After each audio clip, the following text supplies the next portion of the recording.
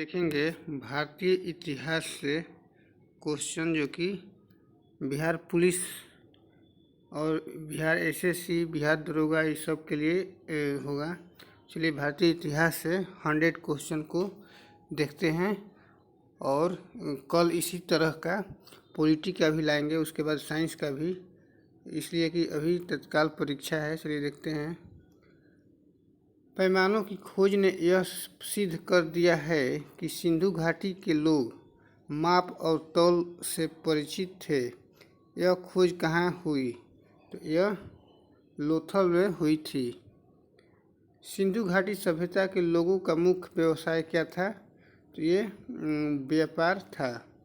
निम्नलिखित में से कौन सा हड़प्पा कालीन स्थल गुजरात में था? तो ये लोथल ही गुजरात में था, जो कि चलिए आगे देखते हैं। उत्तर वैदिक काल के वेद विरोधी और ब्राह्मण विरोधी धार्मिक अध्यापकों को किस नाम से जाना जाता था? इसका हो जाएगा श्रमण। श्रमण यानी कि 4 का बी हो जाएगा। भारत के राज चिन्ह में प्रयुक्त होने वाला सत्यमेव जयते किस उपनिषद से लिया गया है? इसका हो जाएगा मुंडकोपनिषद यानी कि ए नंबर। 6 नंबर देखते हैं। भारत के किस स्थल की खुदाई से लौह धातु के प्रचलन की प्राचीनतम प्रमाण मिले हैं? तो इसका बी हो जाएगा अतरंजी खेड़ा में मिले हैं। किस वेद में जुदाई, माया और वशीकरण का वर्णन है? तो इसका हो जाएगा अथर्ववेद यानी कि 7 का डी। ऋग्वेद में निम्नलिखित निम्नांकित किन नदियों का उल्लेख अफगानिस्तान के साथ आर्यों के संबंध का सूचक है? तो कुंभा और क्रुमु। इसका सी हो जाएगा 8 का सी। किस शासक ने गंगा एवं सोन नदियों के संगम पर पाटलिपुत्र नामक नगर की स्थापना की? उदयन ने की थी। इसका बी नंबर हो जाएगा। लिखित में से कौन सा एक ईसा पूर्व 6ठी शताब्दी में प्रारंभ में भारत का सर्वाधिक शक्तिशाली नगर राज्य था? तो ये इसका हो जाएगा मगध। मगध के किस प्रारंभिक शासक ने राज्यारोहण के लिए अपने पिता की हत्या की एवं उसी कारणवश अपने पुत्र द्वारा मारा गया? तो इसका हो जाएगा अजातशत्रु, बी नंबर। सिकंदर के आक्रमण के समय उत्तर भारत पर निम्नलिखित राजवंशों में किस एक का शासन था? तो नंद वंश का शासन था। 12 का ए। बुद्ध ने निम्नलिखित में से किस स्थान पर महापरिनिर्वाण यानी मृत्यु प्राप्त किया था? कुशीनगर में कुशीनारा, जो कि उत्तर प्रदेश में है। गौतम बुद्ध द्वारा अपने धर्म में दीक्षित किया जाने वाला अंतिम व्यक्ति निम्नलिखित में से कौन था? तो सुभद्र था। बौद्ध धर्म एवं जैन धर्म दोनों के उपदेश किसके शासनकाल में दिए गए थे? तो बिंबिसार के शासनकाल में दिए गए थे। 15 का ए। कनिष्क के शासनकाल में चतुर्थ बौद्ध संगीति सभा किस नगर में आयोजित की गई थी? तो कुंडलवन कश्मीर में चौथी की गई थी। लिखित में से किस नगर में प्रथम बौद्ध संगीति सभा आयोजित की गई थी? तो राजगीर में की गई थी और दूसरा पटना में हो जाएगा। गौतम बुद्ध ने अपनी मृत्यु के उपरांत बौद्ध संघ के नेतृत्व के लिए किसे नामित किया था? तो किसी को भी नहीं किया था। कश्मीर में कनिष्क के शासनकाल में जो बौद्ध संगीति आयोजित हुई थी उसकी अध्यक्षता किसने की थी? तो वसुमित्र ने की थी। 19 का डी। महायान बौद्ध धर्म में बोधिसत्व अवलोकितेश्वर को और किस नाम से जाना जाता है? तो इसका पदपारणी के नाम से जाना जाता है। 20 का सी। अनेकांतवाद निम्नलिखित में से किसका क्रोध यानी केंद्रीय सिद्धांत एवं दर्शन है? तो इसका हो जाएगा बी नंबर यानी जैन मत का हो जाएगा 21 का बी। वह अद्यतन बौद्ध संगीत साहित्य जो बुद्ध के विभिन्न जन्मों की कथाओं के विषय में है क्या है? तो इसका हो जाएगा जातक। वह शासक कौन था जिसने राज सिंहासन पर बैठने के लिए अपने बड़े भाई सुसीम की हत्या की थी? तो इसका हो जाएगा अशोक। कलिंग विजय के उपरांत अशोक महान ने निम्नलिखित में से किस धर्म को अंगीकार कर लिया था? तो बौद्ध धर्म को अंगीकार कर लिया था। अशोक के मनसेहरा यानी पाकिस्तान एवं शहबाजागढ़ी पाकिस्तान से प्राप्त बृहद शिलालेखों में किस लिपि का प्रयोग किया गया है? इसका हो जाएगा खरोष्ठी लिपि का यानी कि 25 का ए। कौटिल्य द्वारा रचित अर्थशास्त्र कितने अधिकरणों में विभाजित है? तो 15 में विभाजित है। निम्नलिखित में से वह महानतम कुषाण नेता कौन था जो बौद्ध बन गया था? तो इसका हो जाएगा कनिष्क। किस वंश के राजाओं को ब्राह्मणों एवं बौद्ध भिक्षुओं को करमुक्त भूमि या गांव भूमि अनुदान देने की प्रथा प्रारंभ की? तो इसका हो जाएगा सातवाहन। लिखित में से किसने बड़े पैमाने पर स्वर्ण मुद्राएं यानी सोने की मुहर चलाई थी? तो इसका हो जाएगा कुषाण शासकों ने चलाई थी। प्राचीन भारत में निम्नलिखित किस एक ने नियमित रूप से सोने के सिक्के चलाए? तो इसका हो जाएगा कुषाण। लाल चेर के नाम से प्रसिद्ध वह चेर शासक कौन था जिसने कर्णी यानी के मंदिर का निर्माण कराया था? इसका हो जाएगा सेनगुट्टवन हो जाएगा इसका 31 का सी। निम्न में कौन संगम युगीन व्याकरण रचना सर्वाधिक महत्वपूर्ण रचना मानी गई है? तो इसका हो जाएगा तोल्काप्पियम। किस ऋषि के बारे में कहा जाता है कि उन्होंने दक्षिण भारत का आर्यकरण किया जिसे उन्हें आर्य बनाया? तो इसका हो जाएगा अगस्त्य हो जाएगा।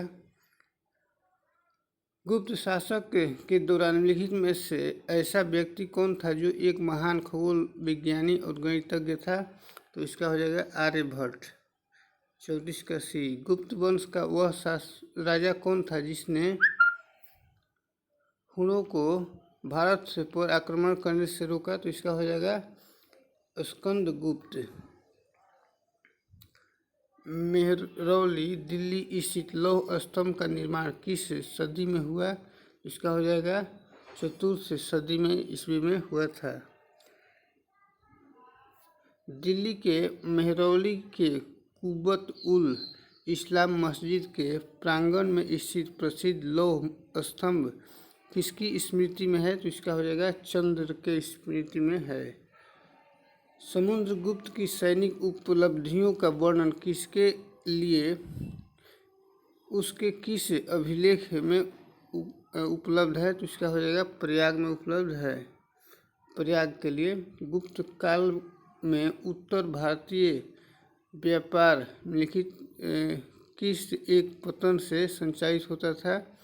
इसका हो जाएगा ताम्रलिपि हो जाएगा। लिखित में वह अंतिम बौद्ध राजा कौन था जो संस्कृत का महान विद्वान और लेखक था? तो हर्षवर्धन हो जाएगा इसका डी नंबर 40 का डी। गुप्त वंश के ह्रास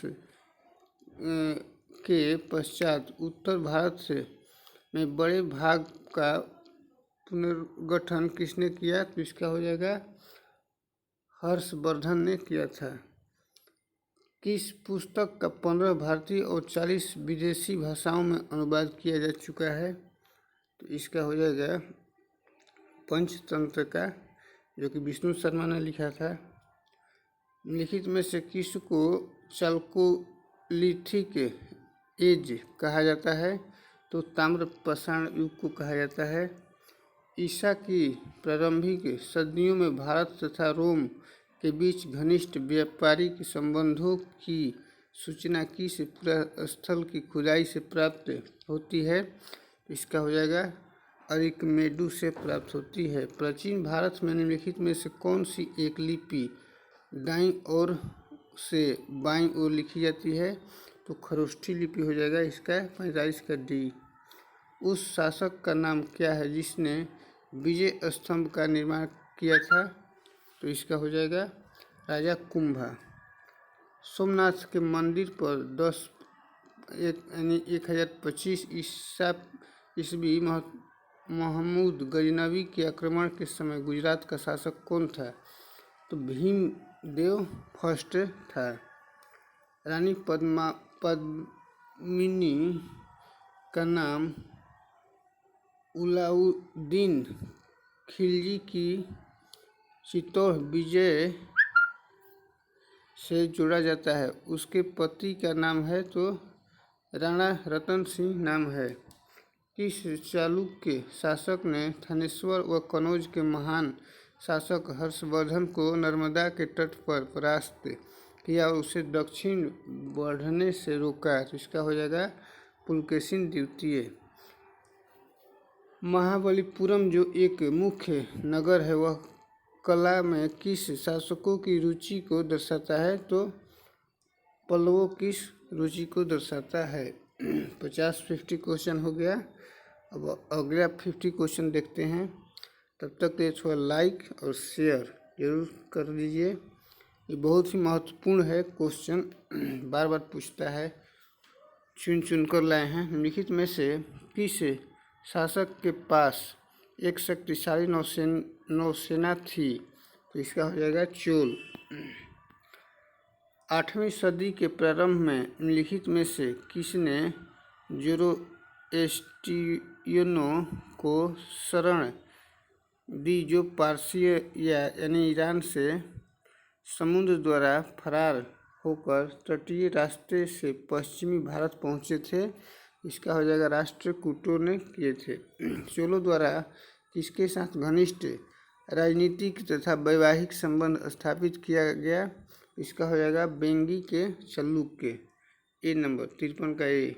वह चोल राजा कौन था जिसने श्रीलंका को पूर्व स्वतंत्रता दी और सिंहल राजकुमार के साथ अपनी पुत्री का विवाह कर दिया था? तो इसका हो जाएगा कुलोत्तुंग I। मोहम्मद गौरी विजित प्रदेशों की देखभाल के लिए निम्नलिखित में से किस विश्वसनीय जनरल को छोड़कर गया था? इसका हो जाएगा कुतुबुद्दीन ऐबक। वह रोमन सम्राट अगस्टस की भांति सावधान था कि वह दूसरों की तरह शक्तिशाली न लगे और वह दूसरों के स्तर से अधिक न लगे। यह संदर्भ किसका है? इसका हो जाएगा बहलोल लोदी का हो जाएगा। भारतीय इतिहास में बाजार नियमों मूल्य नियंत्रण पद्धति की शुरुआत किसने की थी? तो इसका हो जाएगा अलाउद्दीन खिलजी ने की थी।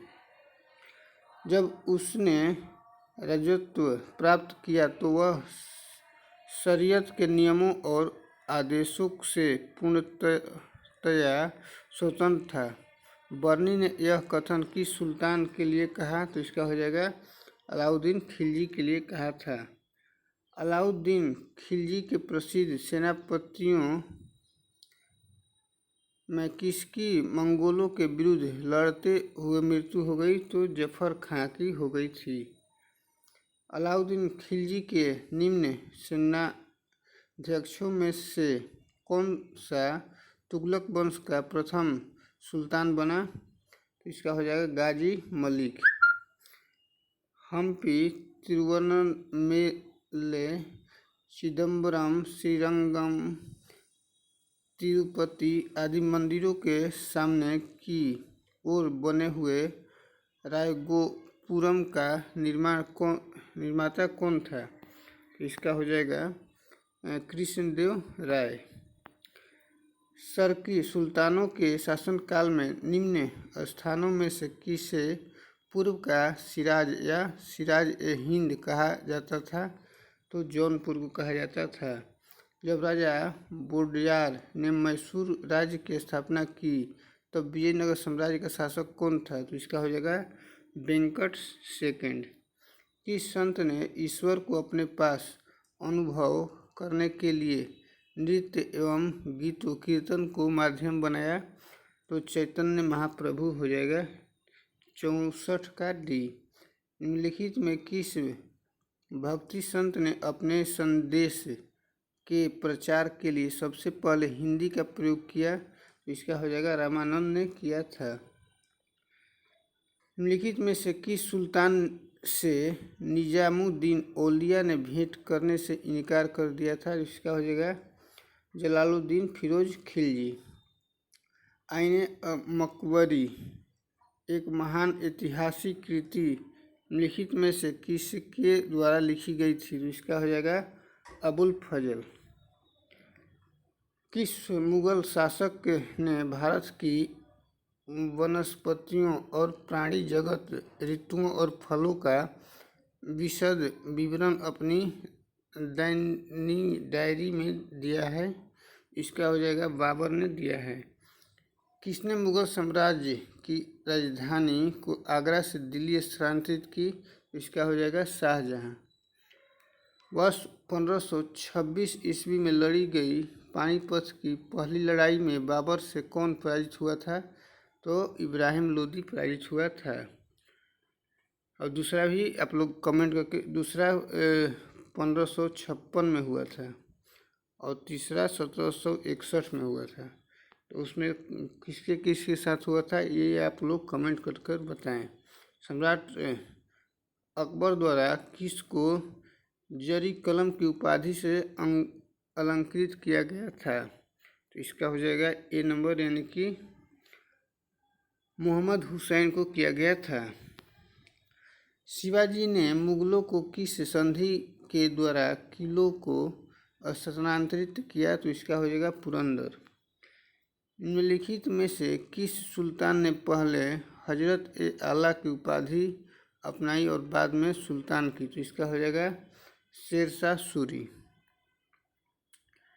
73 का सी। निम्नलिखित मुगल बादशाहों में किसने अपनी आत्मकथा फारसी में लिखी? तो इसका हो जाएगा जहांगीर।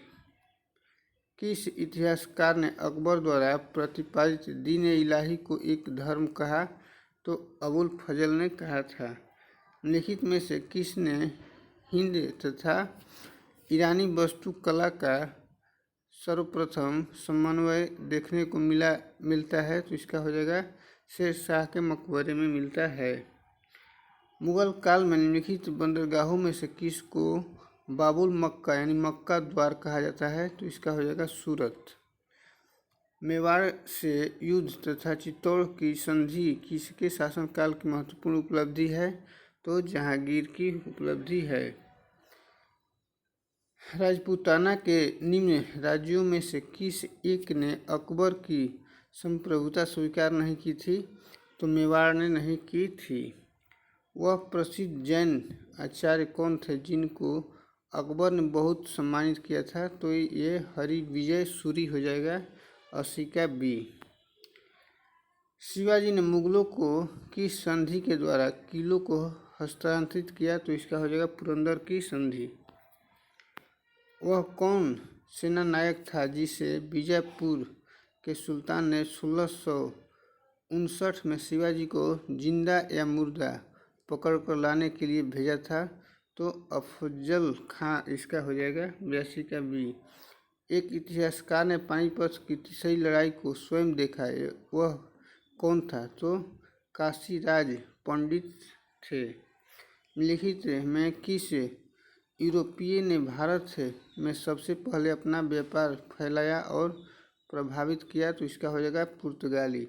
ब्रिटिशों ने भारत में सूरत में अपनी पहली फैक्ट्री स्थापित करने की अनुमति निम्नलिखित में से किससे प्राप्त की थी? तो जहांगीर से प्राप्त की थी। ईस्ट इंडिया कंपनी ने के नेतृत्व में रॉबर्ट क्लाइव का उत्तराधिकारी निम्नलिखित में से कौन था?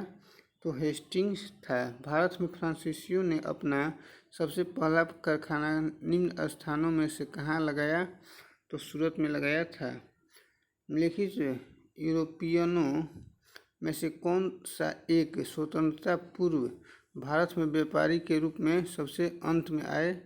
इसका हो जाएगा फ्रांसीसी। लंदन में ब्रिटिश ईस्ट इंडिया कंपनी के गठन के समय भारत का निम्नलिखित में से कौन बादशाह था? तो अकबर। निम्नलिखित में से किसने दिल्ली में खगोलीय वेधशाला, जिसे जंतर मंतर कहते हैं, बनवाई थी? तो इसका हो जाएगा जय सिंह द्वितीय ने। निम्नलिखित में से कौन बीज गणित के क्षेत्र में अपने योगदान के लिए विशेष रूप से जाना जाता है? तो भास्कर।